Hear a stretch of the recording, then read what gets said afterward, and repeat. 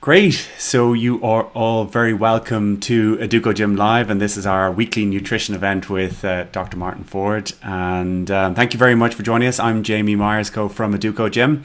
So we have a weekly challenge that we will try and keep these short and sweet, and so far we have failed to do that each week. Last week was nearly an hour.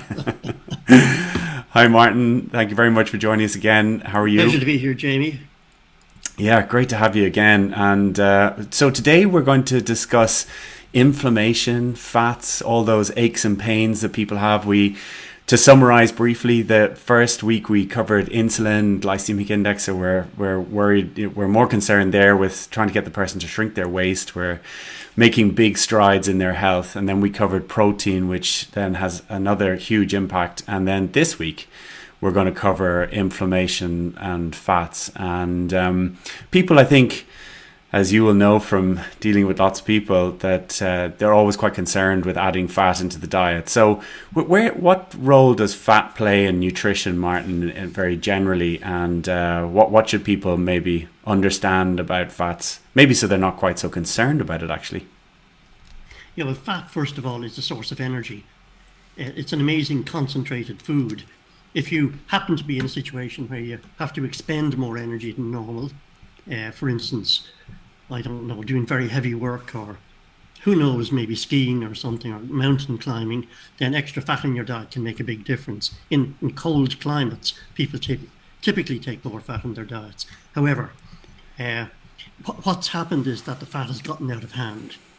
The whole fat thing has gotten out of hand. And the normal foods that are presented to us in the supermarket will be all the wrong kinds of fats in general.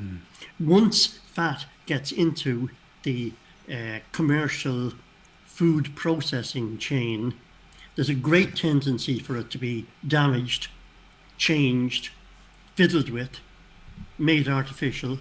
Yeah. And as a result, then, it becomes something that's bad for you. Fat is not supposed to be something that's bad for you. So if you have too much of the damaged and artificial type fats, oxidized fats, damaged in some way or another, then that is now becoming quite a problem. Now, there's another little bit to it, of course, and that is the one that you know, that people may not have enough omega-3s. But frankly, a lot of people are reasonably up to speed on that now. What they may not realize is that a larger amount of omega-3s balances out your immune system in a completely different way. And to talk about the immune system in terms of, well, the immune system in general, as opposed to fats, the immune system is either what saves you or what kills you, Jamie. Sadly, many people in the present situation who die from COVID die from an overactivity of the immune system. Yeah, where absolutely. What's called a cytokine storm takes place, and it totally overwhelms the body. Now, I don't advocate that for anyone, and it's a great pity that this happens to people. However, a more balanced diet can put you in a better position to not have that type of thing happen. If it just happened that you got a condition or an illness or a virus, then you may have a better chance once you're balanced out. Okay. And one of the best ways of balancing your immune system then is to get the fats right. Okay, right. So if we maybe taking it a step back then, so with fats then, we're talking about, obviously one of the macronutrients, protein, you've got carbohydrates, you've got fats. So what are the general properties of fats in the diet? Most people will eat a diet which is 35 to 40% fat, unless they're specially trying to reduce fat in the diet. And the trouble for most people is two things. Number one, they may be eating the wrong kinds of fats. In other words, we go down and we may have some kind of I'm victimizing muffins now, but we may have the muffin for breakfast, and the muffin is going to be made with some kind of margarine, a version of margarine that literally clogs up your body. Your body cannot properly digest that type of thing. Margarine being an artificial fat, or the various kinds of shortenings that are used for those products. Yeah. Now, on the other hand, it's quite possible that the body could take a natural fat like butter and not have the same reaction to it. Yeah. So That's number one problem, that it's all the wrong kinds of fats and the artificial fats and frankly fats that maybe come in from abroad and they're, you know, there are certain kinds of fats that populations are used to. Yeah. And here we're down to omega-6 fats coming in, those clear oils that we're sometimes talking about, the soy oil and all the rest of it. They can Yeah. be partially oxidized when you take them, and they may not be all that suited to your metabolism anyway. So this type of fats is number one. Yeah. Yeah, so And the second just thing because is, people yeah, will be pretty aware of that. So I mean, a lot of people will be very aware of saturated fat, yes, but there are other types of fat. So we have saturated fat. So maybe we can start by talking a little bit about how they're made up, where they're found, we'll roll back and to the how basics. yeah, Yeah, and then we have polyunsaturated fats, and then we have monounsaturated fats, and it's just a very basic idea for people so that they can kind of, I suppose, in their lesson, yeah, mind, see where those different types of fats are and what absolutely. sort of role do they play in the body. I think that's important. Okay, the important thing to know is that saturated fats have one good property, and that is they don't oxidize easily. They Okay. don't go bad easily, right? Like Monounsaturated fats, iron rusts. So you give it like air iron and rust, water, that's and it, it yes. starts to break down. If So you oxidizing if is you breaking take down. in things that are oxidized, foods that are gone off, foods that are stale, as a generality, and this doesn't apply to everything, but as a generality, then they're going to be bad for you. Clearly, we can have fermented foods such as sauerkraut or God knows what that could be quite good for you. Yeah. But in general, foods that are oxidized are not as good as foods that are fresh. Okay. So, Gotcha. particularly in the area of fats. So, if the fat is oxidized, then that will be quite a hazard for you. And no matter how unsaturated the fat is, then if it's oxidized, not good for you. And the sad Yeah. truth is that unsaturated fats, such as we find in sunflower oil and corn oil, and those white oils that we see on the supermarket shelves, they oxidize much more readily Yeah. than any other They're, kind of fat. yeah. They're sort of So, unstable, aren't they? yeah, you wouldn't even know. You could be taking them and you wouldn't even know that they were oxidized because they could be 5% oxidized and it doesn't affect the taste. It's Yeah. only when it becomes more oxidized that you get that bad fat odor from them if you heat them. So in the middle, you have things like olive oil, which is a And just to monounsaturated ask you, fat. Martin, just so that people are Yes. clear, why is oxidizing an issue?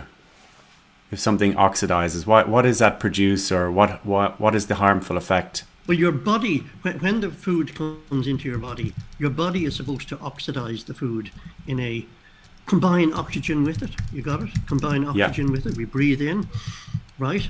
The breath goes into your cells and burns the food. Now that's supposed to be the process in the body. If you take a lot of pre-oxidized foods, they just become a waste in the body, and they can actually have a detrimental effect on your immune system, and particularly oils and fats. For instance, if you look at cholesterol in the body, it's the oxidized version of cholesterol that causes the Ah, problem. okay. So oxidation, nothing runs well when you fill the body up with oxidized food, right? Okay. Fresh food is ready for the body to digest and to oxidize itself. And that's a very controlled process and doesn't damage the body under normal circumstances. Yeah. So, uh, so So that's why fats are particularly harmful. Fats that are oxidized are particularly harmful, right? yeah. So what fats could be oxidized? It could be some of those very fine unsaturated oils, such as the corn oil and all the rest of it, soy oil, Yeah. and they can be oxidized already when you take them in. And Yeah. particularly, classically, if you cook your chips in corn oil 2 or 3 times, that oil will be so oxidized and Yeah. quite bad for you. And full of those free radicals. Not only oxidation, but there are other things that happen to the oil that could be unwelcome and bad for the body. Yeah, so Okay. they can have combinations, various almost like burnt things in the oil that wouldn't be good for you. Okay. So now we have to consider why our popular olive oil would be so good for us, in the sense that the mono unsaturated fat that's in olive oil doesn't oxidize very much at all. It's much Okay. slower to oxidize. And so when you take in that kind of fat, then it's much less of a problem in the body. Now, having Okay. said that, olive oil might be 7 or 8% of the type of fat that does oxidize. So, you know, you leave Yeah. it long enough, it will be oxidized. Yeah. But I'm going to point out one thing to you, and that is meat fat. Ordinary meat fat is, generally speaking, close to 50% monounsaturated fat. Okay. Yeah. Yeah, you know what I mean? It's a mixture of saturated fat and unsaturated fat, and some people think, and I might agree, that that is almost optimal. Because Okay. one thing that it does is support the home. That particular mixture supports your hormones very well. Okay. I'm Wow. not saying you have to take a lot of that kind of fat, Yeah. but the traditional kind of diet, which might be high enough in meat, going back years, Yeah. would have that kind of fat in it, and people wouldn't, even if they never took olive oil, they would still be getting in monounsaturated fats in ordinary beef fat and this type of thing. That's very So, interesting. oh yeah, and um, so if you can take in monounsaturated fat, then that's welcome enough to the body, and you can use that and burn that quite well. Yeah. Now, I'm not saying you need to take large amounts of fat, but Yeah. if you did decide for training purposes or in order to reduce the amount of sugar that you're taking in, because that's the other hazard that I didn't mention yet. If you Yeah. wanted to reduce the amount of sugary things that you're taking in, you could go on a diet that was high in fat, just with fat and protein and small amounts of carbohydrates, like a salad or something. And you run on that for a while. Now, that's generally all right to do, Yeah. more than all right to do, because your body will handle, if it's the right kind of fats, will handle them very, very well. Wrong kind of fats, not so well. Right kind of fats, your body can handle them well. And obviously, we have hints for people who might be thinking of doing that Yeah. in terms of how you digest the fats if you're not used to taking fats.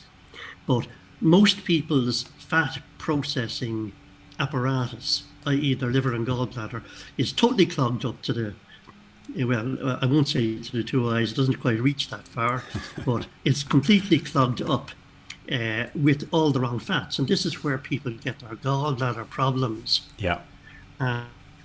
It's the wrong fats passing through there. And the fats can be in combination with the wrong types of carbohydrates. In other words, our sugary carbohydrates. Now, the worst thing to do is to stick the fats together with the sugary carbohydrates. So it's Yeah. one thing or the other. That's where the problem I hope really I'm starts, making isn't myself it? fairly clear. I'm No, it ranging is, over a absolutely. couple of things here. Yeah. But if you wanted to completely cut out the carbohydrates for a while, then you can increase the fat in your diet, and your energy should be very, very good from that. You Yeah. should do very well. But if you have the wrong fats, if you start throwing in your muffins, right, which is both the fast sugar and the wrong kinds of fats, now we have a problem. And Yeah. your gallbladder mightn't like that very much. Yeah, so there are some properties of fats that people should think of because they're the benefits of it. So first of all, they make you feel full. So satiating is important, but they can also carry flavor. So it's often why people add fats to certain carbohydrates because the fat actually carries That's the flavor. 101. Yeah. And then also in a basic sense, they also help to lubricate your digestive system. So fats can be very important. And as you've said already, they are energy dense, which is often why people avoid them because they think if I consume a lot of this, I'm going to get in a huge amount of calories. But on the other side of it, when you have lower levels of sugar, they can be extremely satiating. And no one likes to be hungry all the time, which is one of the reasons that diets typically fail, is because you're starving. So there are definitely reasons that you should think about introducing fats into the diet. So the danger of it, as we've said, is when you combine it with sugar, and particularly you've got maybe bad fats and carbohydrates, and that really is a dangerous path to take for your health. So what after that then, Martin, so we're looking at how does somebody declog their system of the bad fats? So let's say gallbladder, those kind of things are getting clogged up with maybe this type of sludge, which is this bad combination. How do we get rid of that? Yeah, there are a couple of strategies for that. One is the classic strategy that we may have is to go on a diet that practically has no fat in it at all. And you Yeah. can select protein foods to sustain your muscle structure and your glands and the whole thing that really don't have fat. I mean, a good example is our classic fat-free cottage cheese, yeah, Yeah. which is a very good food from that point of view. Then you can have as many salady type things, and you can also have, beans that don't have fat, and you can have grains that don't have fat. Now, can you have bread on that kind of a diet? Sure you can, but bread is never as good as some of the grains that you might cook up with water. One of the reasons is that, I don't know if you're aware of this, that all bread is oxidized, all bread. And in fact, back in the day, bakers used to ensure the flour was oxidized because it makes so-called a better bread. However, people who take grains instead of taking bread get the benefit of a fresher type of food. Yeah. Yeah.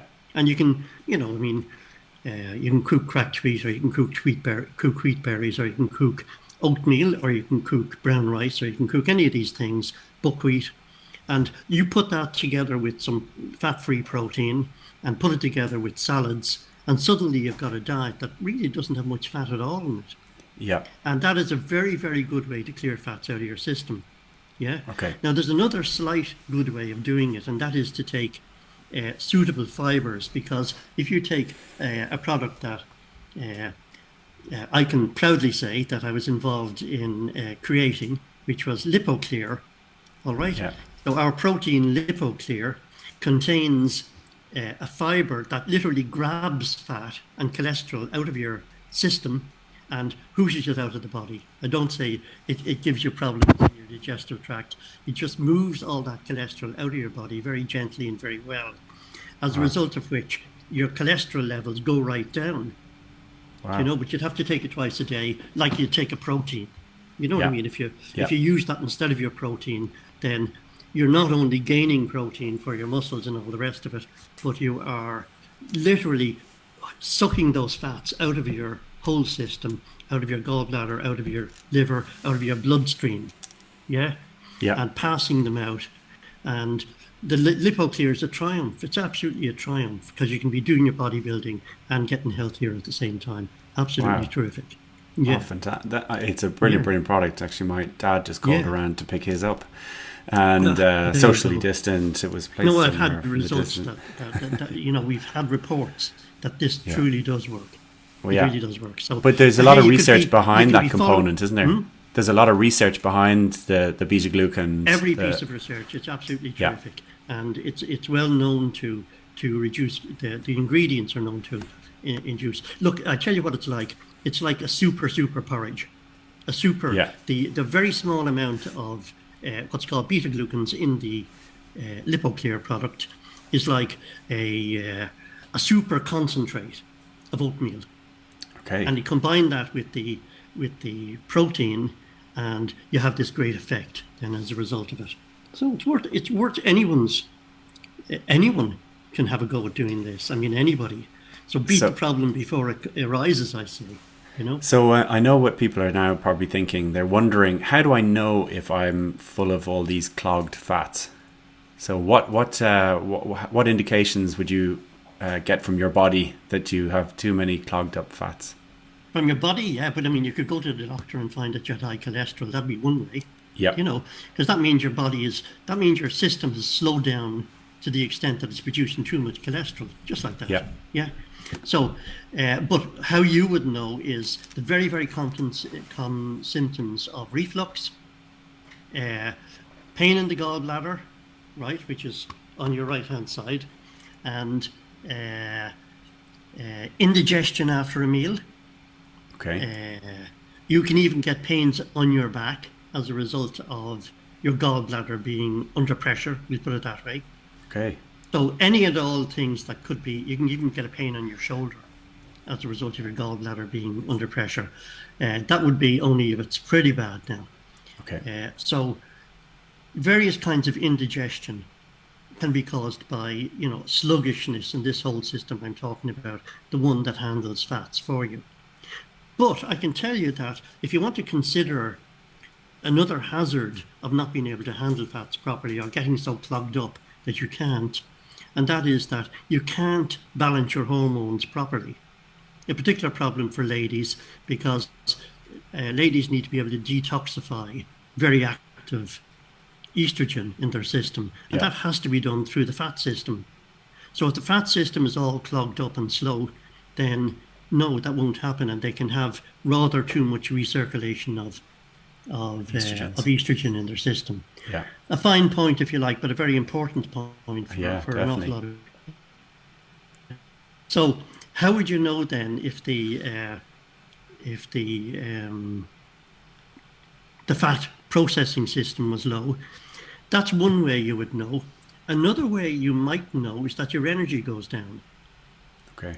Now, one of the things that people consistently report in terms of if they go on a very low fat diet, and that is that their energy comes right up because immediately the pressure goes off your circulatory system. Yeah. Yeah.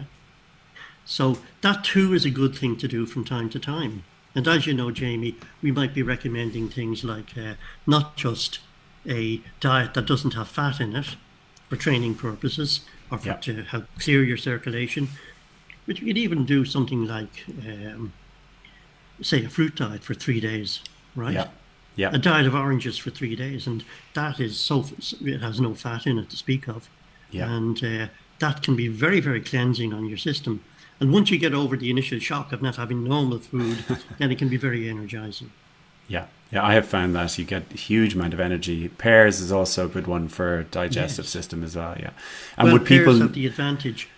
They would have the advantage, like apples, of having something like the LipoClear in it to actually pull the fats out of the system Okay. and pass them out. And would Even people better. need to be on a fairly good diet before they maybe decided to jump into doing a fruit diet? No, it's more important that they're on a good diet after. Okay. So I would say that you can do it straight away, but very good to do it straight away. But then kind of look at what you're going to eat afterwards, and try to take up some of the suggestions that we'd be making from time to time. In other words, include a certain for a normal diet. You could include some fruit, say in the morning. You could have a salad at lunch, and then have protein in the evening. Try to restrict the sugars, not to have too many fast carbohydrates such as your bakery goods and all the rest of it. And now we're coming close to something like a balanced diet. You know, you may choose to eat more protein as we discussed Yeah. in the previous weeks. Okay, great. So maybe if people are wondering, so the saturated fats, probably the best way to think of those is because they have the stiff bonds. They tend to be hard at room temperature, right? Whereas the other ones tend to be liquidy. And the Like lard. polyunsaturates tend to come from Yes. what? Grains, seeds, nuts, and vegetable oils. Whereas the saturated general. ones are often found in animal products or you gotta That's it. yeah. Okay. Brilliant. Right. So the first problem is the clogginess, the combination with sugars and the manufactured fats are very And the oxidation. harmful, and the oxidation. Yeah. So then if we're moving along then to look at the immune system. So I'm looking at my notes here. So if we think of fats, so fats play different roles in the body, and just in terms of the different types of fatty tissue in the body, I know we obviously have storage fat, which everybody is painfully aware of, but then we also have structural and functional fats. So what are the structural and functional fats? Where are they in the body? Structural fats are important because you have fat around your kidneys, right? A lady has fat in her breast. There are other fats in the body that form a protective barrier, etc., etc. They would be Yeah. structural. Functional fats would be where there are fats in the cell wall, and they Yeah. perform important functions. For instance, let's say many of the hormones, like the steroid hormones, cortisol, testosterone, estrogen, they're all functional fats, actually, Okay. you know, and they come from functional fats. So these are fats that perform a function in the body. Yeah, the body generally makes all the fats you need from that point of view, but there are certain fatty acids that are essential, and the body has to make all the other fatty acids from them. Now, first of all, to return to saturated fat, does it have a role in the immune system? Well, the answer is yes, but it's not as clearly defined as the roles of the other fats. A high fat diet does appear to have something of a protective effect, and it may be quite as simple as this, that a high-fat diet may reduce the bad effect of a high insulin diet. Are you with Okay. me? Yeah. Yeah. So a high insulin diet can throw out your immune system quite a bit. Okay, so to go on to then the very active immune system type fats, Yeah. you've got on the one hand, you have the fats that come from seeds and uh, possibly from nuts, but particularly from seeds such as soya oil, of course, soybeans being a seed, and corn oil and sunflower oil, and they are the omega-6 fats. And they, while you can digest them and use them, particularly if they're fresh, which is a bit unusual to be able to buy them fresh, Yeah. if you when you use them, you create certain kinds of local hormones all through your body that communicate between the cells and tell your immune system what to do. But Wow. generally, those omega-6 fats, if you have too many of them, they will tell your body to become inflamed. Yeah. And this is where, if we go back to what I said at the very beginning, that people who suffer badly with COVID or who unfortunately may die from it may have suffered from a cytokine storm. The cytokines are these local hormones that that are everywhere in your body, and Yeah. they are regulated originally by some of the fats that you take in. So Okay. omega 6s could be a hazard from that point of view. On the Yeah. other hand, you have omega 3s, and omega 3s primarily come in the shape of fish oil. You can make these omega 3s in your body, but only from other omega 3s. Uh, Okay. so they can be taken in from fish oil and flax oil, and walnuts have about 40% omega 3 walnut oil. So they are sources of omega 3 in your Yeah. system. Okay. Vegetarians may like to use flax oil, and a very good supplement it is. But again, you have to get it fresh. If you don't have it fresh, then it oxidizes so quickly the minute you open the lid. So generally speaking, the good flax oils that are available, you can buy them, and they will be bottled under nitrogen, which is an inert gas, Yeah. so that they don't oxidize. Okay. So it's always better to get a smaller bottle of flax oil, frankly, and use it quickly than a Yeah. larger bottle, because that will go off so quickly. So Okay. flax oil has the omega 3. Fish oils, which I prefer, has the omega 3 because they're more in the form that the body makes itself. And the beauty of the fish oil is that if you get it in a gel, Yeah. like a capsule, Capsule. Yeah. that capsule really, really seals it off from the oxygen. It's very, very effective. Yeah. And even if you have it there for a year on your shelf, they're still fun to have Okay. because they are totally sealed off. So that was found out many years ago, that gel encapsulation is one of the most efficient ways to present anything, particularly with a fat in it. Okay. And To so prevent therefore, it if you from take oxidizing.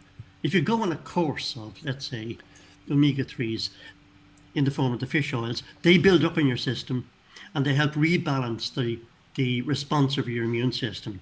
How would we know that? Well, for instance, I had a patient the other day, and they had had back pain for really a long time. And without my help, I might say, they decided to take the omega 3s, and they reported to me all their back pain went away. Wow. Just like that.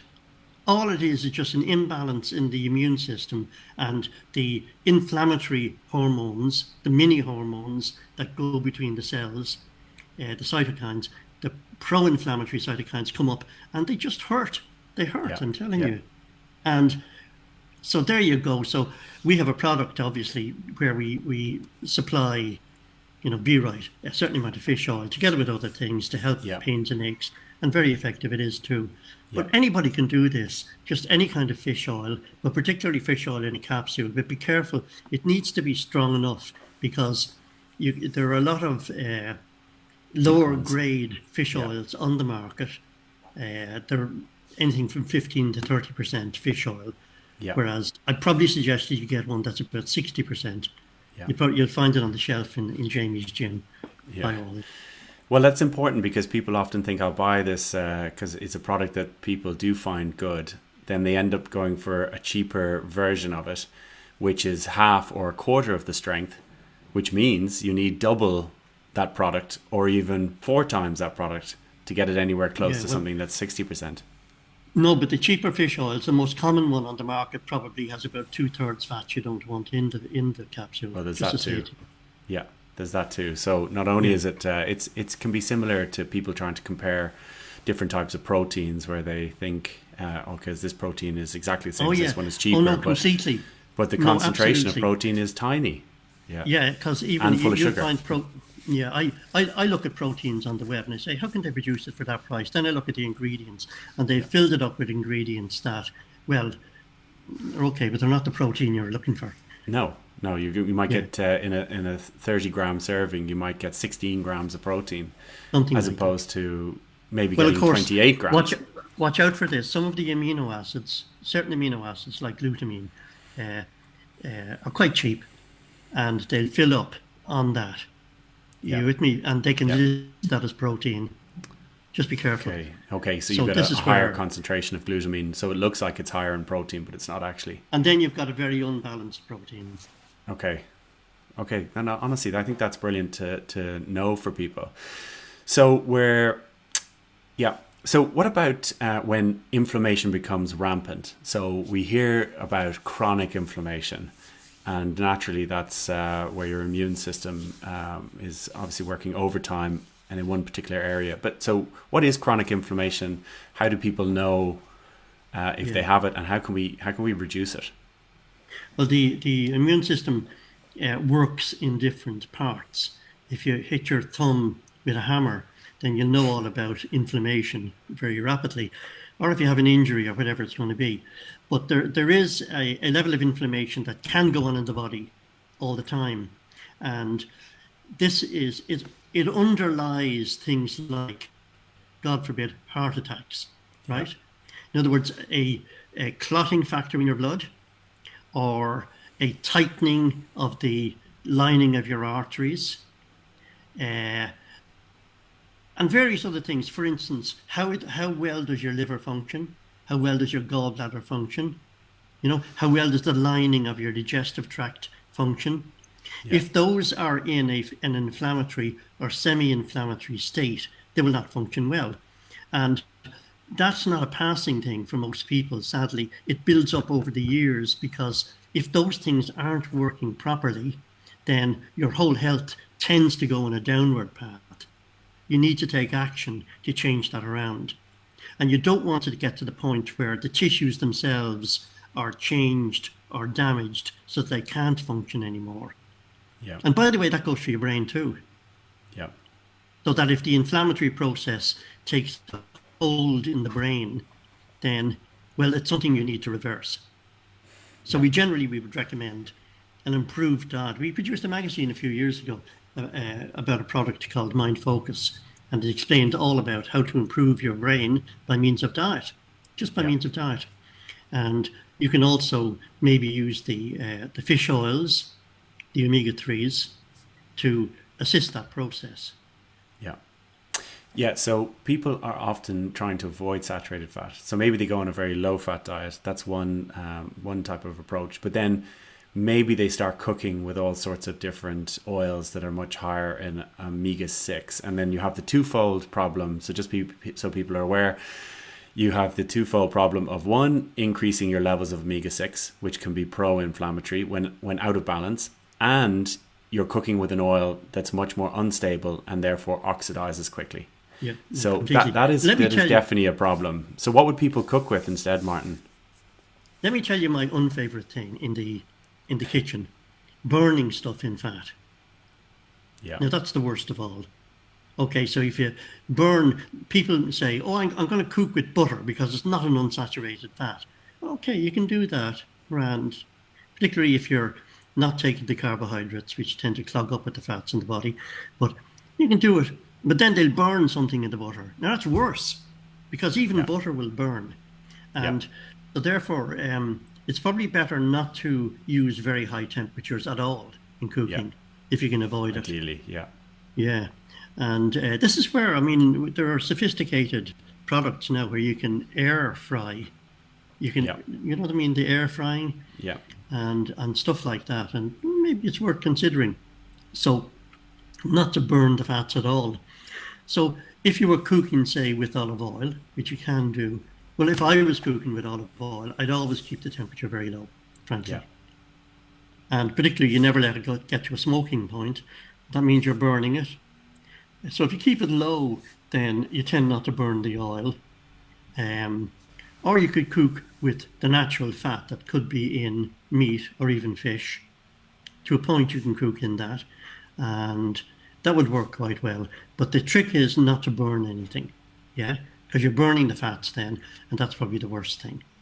Now you're going back to what I talked about the other day, which is age proteins. I think we mentioned those, Yeah. where everything gets burnt and the various constituents of the food get clogged together in a totally unmetabolizable form. In other words, Yeah. your body can't break them down at all, and they form a sludge in your blood. We don't want that, do we?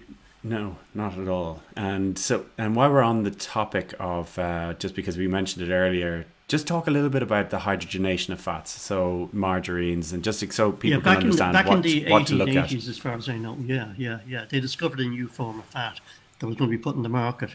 Um, like they were going to replace butter with this artificial margarine and going to replace lard and everything else. They had a competitive food to do baking with, and to sell to people to spread on their bread or whatever. And Yeah. this was margarine. And they got the margarine from the increase in fisheries. So when they started catching everything from whales to cods, then they had all this oil, and they discovered that they could, by putting it through an industrial process, they could harden the oil. Now that had the advantage that it doesn't smell so bad because it doesn't oxidize. But sadly, that causes the creation of totally artificial fats. Yeah. And large amounts of those totally artificial fats are horribly bad for the system. There's no Yeah. safe level of them at all. They're the trans fats. So the artificial oils then, as in margarines, yeah, of any kind, because they cannot completely eradicate the trans fats. Now, a margarine, normally if you look at the soft margarines that are available on the market, I think last time I checked, they'll say on the label less than half a gram of trans fats Trans fats. per kilo or whatever it is, right? In Yeah. America, they're allowed, say, zero trans fats if it's less than half a gram, right? However, there's no safe level of trans fats. That is those artificial trans fats. Okay. Now, don't be confused because in various official sources, they will stick together or conflate the artificial trans fats with the natural trans fats that occurs in butter, cream, anything like that. Those natural trans fats can be extremely good for you. The artificial trans fats can be extremely bad for you Yeah. and Very contribute to the carcinogenic. various circulatory problems and cell degenerations that people are faced with, sadly. Okay, great. So maybe just we better we've gone over our half an hour as is our habit. So tell just a little bit about lecithin and choline and inositol, because we people will maybe want to know how fats break down in the body. So tell me a little bit about lecithin and how that works. Some people will be aware of lecithin through cooking, but Well, these are called lipotropic factors, right? I'm throwing that word in because I like the imagery in it. These are factors that circulate around fats. They circulate around fats in the body, yeah? And they are near vitamins. Choline is a near vitamin. It's sometimes listed as a vitamin because a lot of the time you don't make up enough choline. Choline, the only really, really abundant source of choline is an egg yolk, okay. yeah? So if you eat egg yolks, then you get some choline. However, what does choline do? Choline in your system will combine fats with waters. Now, you must do this in order to digest any kind of fat. You have to have it combined with water. Now, some fats are already combined with water, for instance, cream, right? But other fats, like in olive oil, that needs to be combined with water in your digestive tract, and you produce a substance called bile. That's what bile is. It causes that to happen. Now, choline assists in that process. Choline helps bind the fat with the water. But it does much, much more than that. It's incredibly helpful to people who want to go on a high-fat diet. Choline, yeah? Yeah. But choline in its own right does much, much more than that. It's involved in the creation of new cells. And most importantly, it's involved in the creation of something called acetylcholine in your body. What does acetylcholine do? Acetylcholine causes your brain to sustain a really good level of activity. Wow. Acetylcholine makes it possible for your brain to take command of your muscles effectively. Wow. Acetylcholine literally can make you stronger as a result of that. And it makes your muscles firmer. Okay. Practically straight away. Acetylcholine, if you can have it, and choline does tend to cause this, and there are other lipotropic factors that do too. But choline, a phospholipid, can improve your memory almost immediately. Incredible. And very, very good for you in all sorts of ways. Now, does it help burn fat? A lot of people find that it really does help burn fat, take fat off your waist. Now, the other form of choline that people commonly use is lecithin, and lecithin is a very diluted form of choline. For instance, whereas choline, you might get one small capsule of it. With lecithin, you can have maybe a few dessert spoonfuls of it. Yeah. But as I say, it's much more dilute. But generally, well accepted by the body, and it can help you digest fats quite well. One little caution: when you get choline, smell it. Sometimes it smells fresh, and sometimes it may smell. Sorry, not choline. Lecithin. Lecithin comes in a tub generally from a health store usually. Yeah. Smell it, and if it smells gone off, then it's oxidized. It's been on the shelf too long. Wow, okay. Be careful, because lecithin generally is built on an unsaturated fat, so it needs to be fresh. Okay. Brilliant. So I hope that's not too complicated straight away. But no, I think if you have to study all this stuff, look, all this nutrition material that Jamie is pushing out on the airwaves to you, right? Take some choline. You remember it all very, very well. Do you want to mention just very quickly the Mind Focus? Because I think just because you did mention. Well, of course, the Mind Focus is a supplement. Yeah. That contains an amino acid, tyrosine, and tyrosine causes the creation of other neurotransmitters in the brain. But very, very importantly, it leads it supports the brain for the production of dopamine. What does dopamine do? Dopamine makes you active, makes you vibrant, improves your mentation, the speed your mind goes along at, and generally improves your interest in life. It gives you drive and motivation, right? You can take pleasure in things once you have dopamine. Without dopamine, everything seems a bore. You lose motivation. Not only that, but one of the main forms of degeneration of brain function is a lack of dopamine. Now it shows up in as an illness. It shows up as Parkinson's disease, yeah? But it's very, very prevalent in many older people that they show a lack of dopamine. Wow. And that comes out as a lack of expressiveness, a lack of taking pleasure in life, a lack of motivation, So you don't need any reduced level of dopamine. No. So we recommend that you think about giving yourself a course of this tyrosine-based product. And the way you take it is you take probably four capsules apart from food. Yeah. Sometime in the morning after your breakfast. Stomach. It works best if you do that. And if you do that for a while, then that builds up those neurotransmitters in your brain, which is a good thing to do.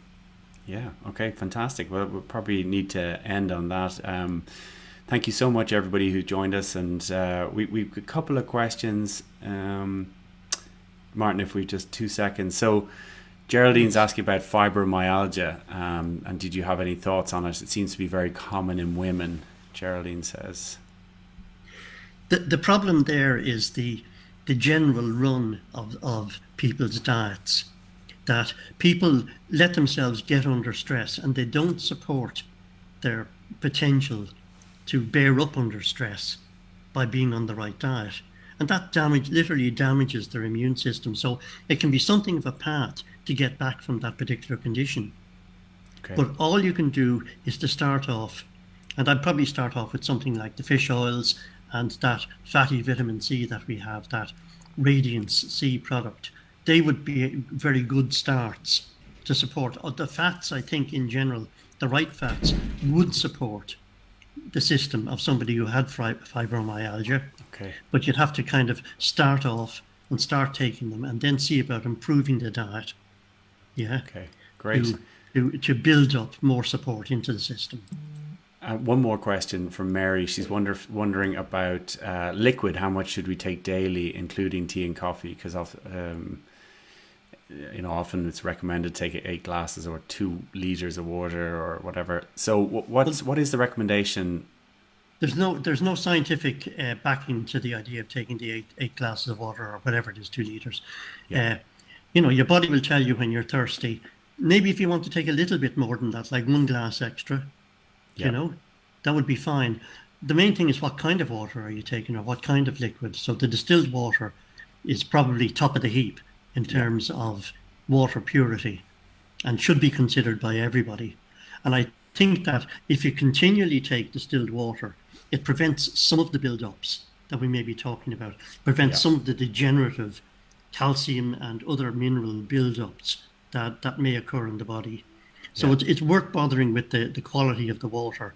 I think that athletes in particular that are advised to take very large amounts of water all the time, that's downright bad advice.